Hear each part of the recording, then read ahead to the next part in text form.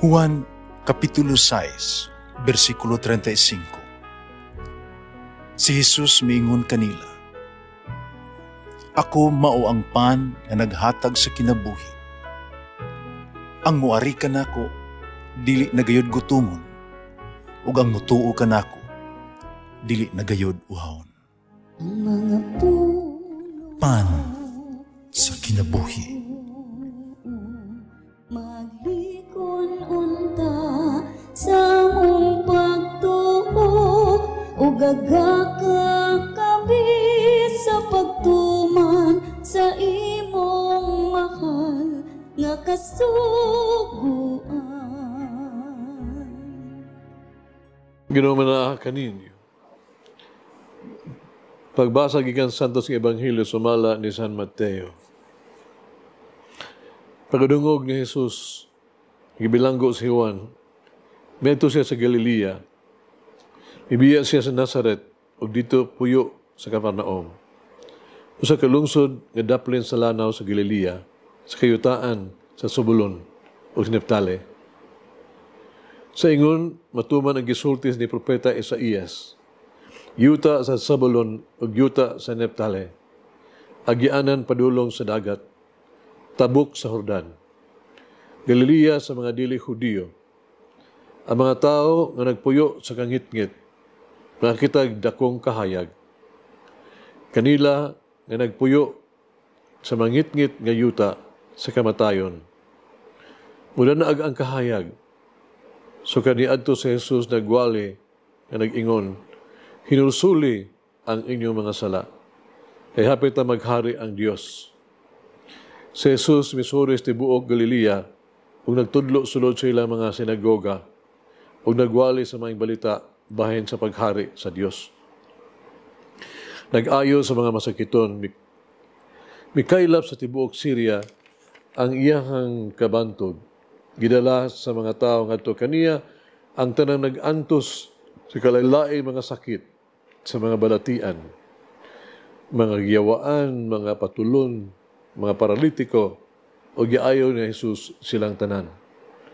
Daghang mga tao na misunod kaniya gikan sa Galilea o Decapolis sa Jerusalem, sa Judea o tibuok sa Jordan. Ang Ebanghelyo sa Ginoo. Pasalamati ang Ginoo, kay siya maayo, ang iyang gugma mulungtad hangtod sa kahangturan. Pasalamati ang Diyos sa tanang mga Diyos, ang iyang gugma malungtaron. Pasalamati ang Ginoo sa mga Ginoo, ang iyang gugma malungtaron.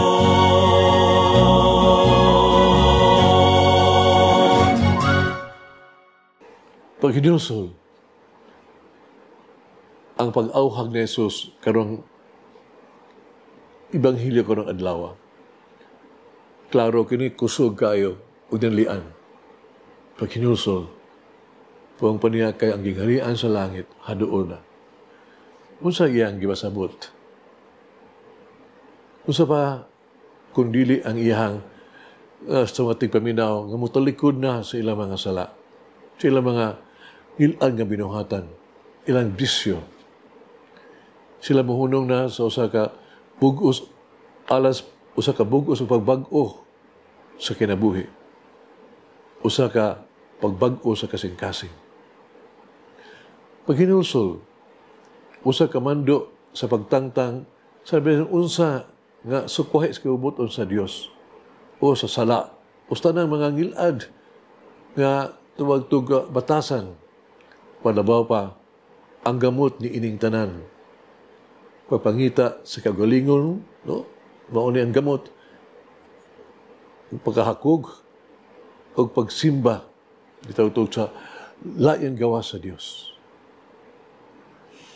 Usa kahagit sa paglimpyo sa kagalingon sa bisan unsa nga dili takos sa balaan nga presensya sa sulod usa ka tawag sa paghawas kaugalingon sa kung gusto nimo.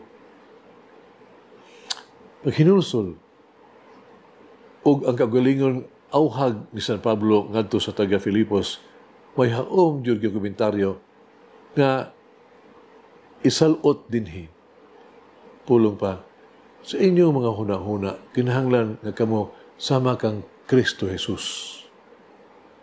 Ang iyang kahimtang balaan apan wala siya mugamit sa iyang itawag tog pagkatupong sa Dios, kundi naghawas sa iyang kaugalingon nga magbaton sa kahimtang sa usa ka ulipon nga mahimong sama sa mga tao.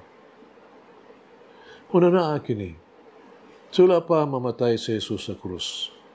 Nakaagi na siya sa sunod-sunod nga pagkamatay sa kaugalingon. Sa pagbuhi, kinabuhi, sa bisan unsa, nga iyang gimahal. Kinahanglan, buhian niya ang sabakan sa iyang inahan, para matao sa kalibutan ang kitang iyang lukaton, luwason. Daghang tuig nga milabay, kinahanglan niyang buhian, ang iyang panimalay sa Nazareth, o mipuyo sa Kapernaum, daplin sa dagat. Sa ulahi, kinahanglan niyang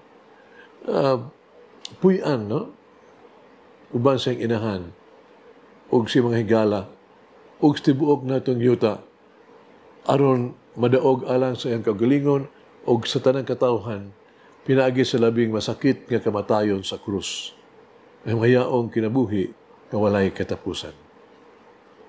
Dili ba ang pagdapit ni Jesus sa pagsunod kaniya, usa-usab ka imbitasyon sa pagsunod kaniya sa tuang kagalingon, haron serbi pagpakamatay sa kagalingon sa pagkabuhi? Mag-ampo kita. Lord, thank you for this blessed Christmas season.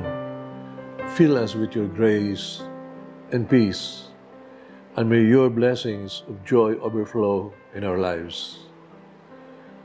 Shower us with your love, and may we extend love and blessings towards those around us. Amen. Mama, may it teach me how to test the Spirit so I may follow Christ in truth. Ulangin ng Diyos magagahom sa tanan, Amahan, Anak, Espiritu Santo. Amen. May the Lord of the divine mercy bless us all, heal us from all diseases and suffering.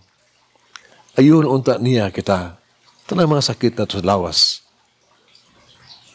o sa kalag, body and soul. In the name of the Father, the Son, and of the Holy Spirit. Jesus, I trust in you. Amen.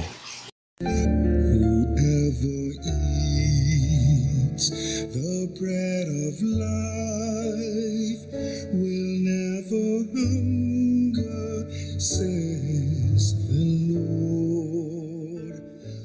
Kay galaan inyong nabati ang pagpaambit ug hamubong pamalandong sa pulong sa Dios pinaagi sa tulumanon.